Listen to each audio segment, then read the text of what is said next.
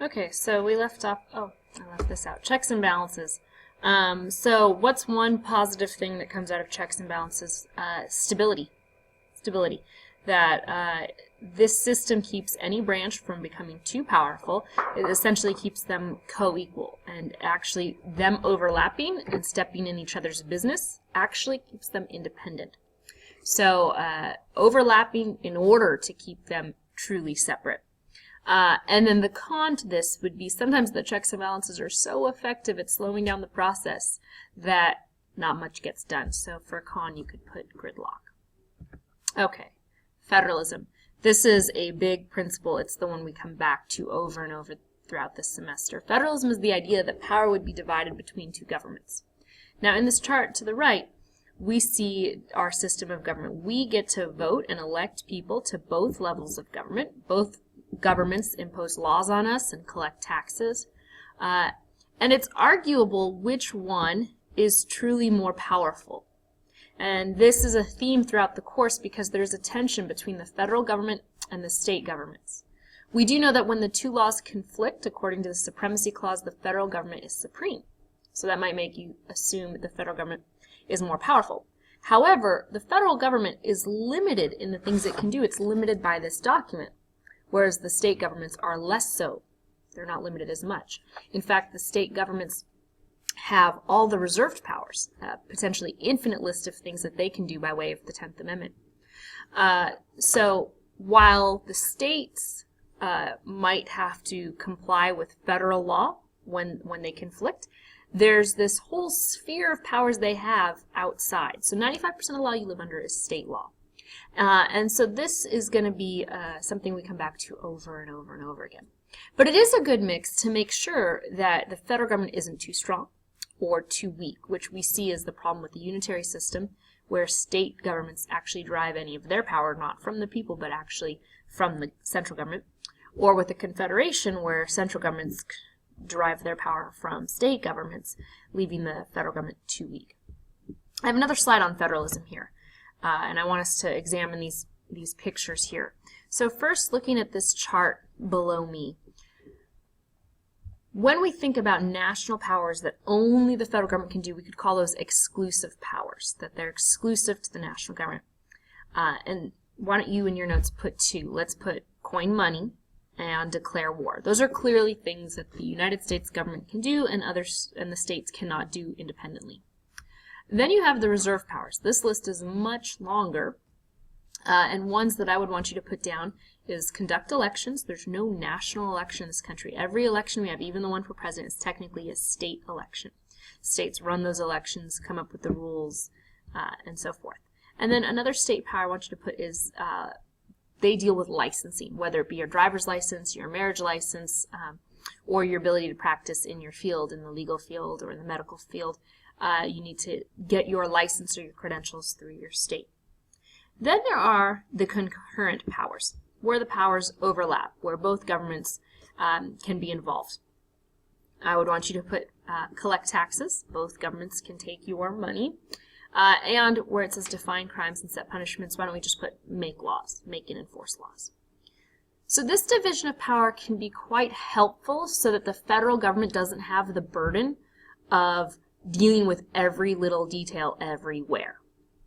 That actually helps to keep it limited, to not give it too many powers and not give it too many responsibilities. And then on this side, states, because they have so much power and so many reserve powers, remember potentially infinite, they can make laws appropriate for the people of their state, laws that reflect the values, laws that deal with the interests or the particular needs of that region.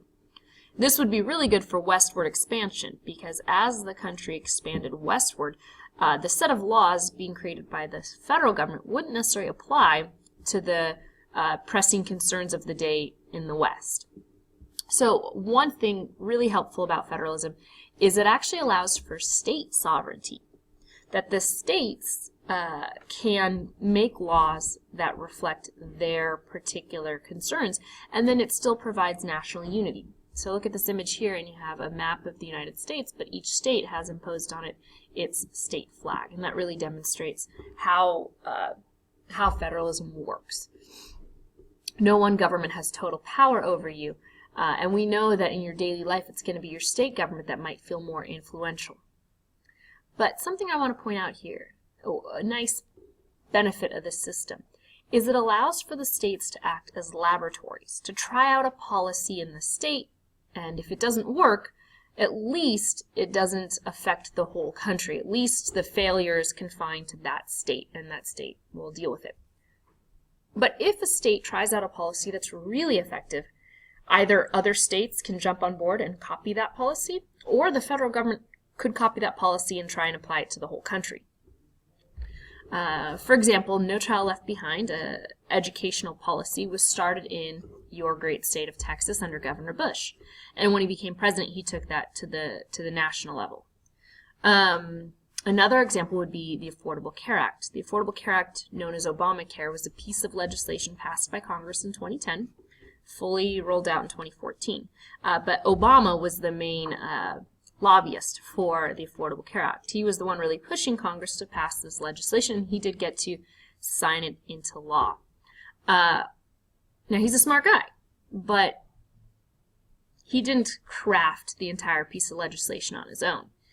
In fact, he took it off of a model that had already been tried and had already been rather effective. The data had shown that it had worked in a state. That state was Massachusetts. Massachusetts rolled out something very similar to our current Affordable Care Act, but only for the state of Massachusetts. And when you look at the data, the people of Massachusetts got health insurance after this legislation. And if you polled the people of Massachusetts, they were pretty happy with the system. So sometimes smart people know who to copy in this instance.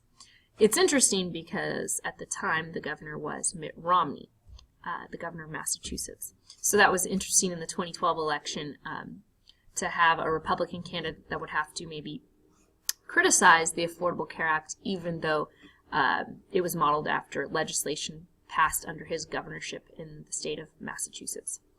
And finally, a lot of states recently have been trying out how to deal with gay marriage, although a recent Supreme Court decision has clarified that. And states are trying out legalizing marijuana for recreational use.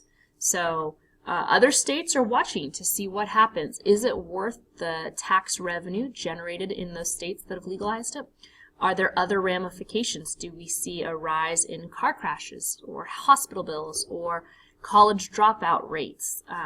So we can watch those other states, Colorado and Washington in particular, and see how it plays out. It might turn out that there's too many cons that come out of it, or there might not be. So those are laboratories. Try them out there. If it fails there, it doesn't really harm the other states. The other states don't have to risk as much. Okay, so our final principle, judicial review. This is the power of a court to determine the constitutionality of a governmental action. This is the one that's not explicitly in the Constitution. I guess I can't point you to the line that says what this power is and who has it. However, for pretty much all of U.S. history, it's been accepted since the Marbury versus Madison Supreme Court case of 1803, in which it was ruled that the Supreme Court has the power of judicial review. Now, this is a major power. Like in the game of Rochambeau, rock, paper, scissors, the judicial branch kind of has the ultimate win.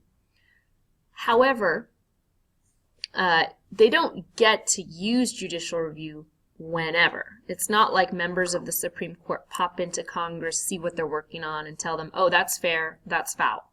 But rather, the court only rules on a law or a presidential action. It only rules on those through a case. So judicial review occurs when the Supreme Court takes a case and applies the Constitution, looks to see if whatever's happening is in fact constitutional or not.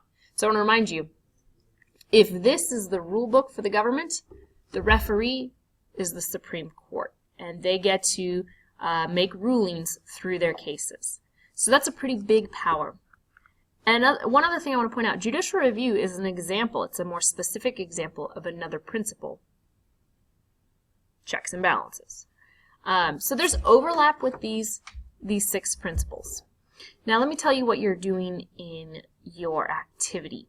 you in class would have walked around the room and looked at various examples, pictures, or excerpts from the Constitution. And for each one, you'll determine which principle best matches it. And some of them you'll have it down to 2. You'll go, this is separation of powers or checks and balances. It's one of those. So you can write down 2. Anytime you get to something in the Constitution, like it's an excerpt, it's arguably limited government because it's in the thing that limits government.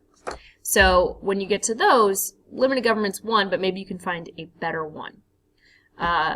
So on this page, you'll see below that there are the gallery walk posters. So click on that, and you're going to, for each one of them, decide if it's separation of powers, judicial review, federalism, checks and balances, limited government, popular sovereignty. So on your page, what you should do right now is write the alphabet A through Z. A, B, C, D, E, F, G, H, I, J, all the way to Z, because I have 26 examples. So for each poster that you look at, write down what principle or what 2 principles you think that section embodies. And then at the end, there's an answer key for you to check your answers.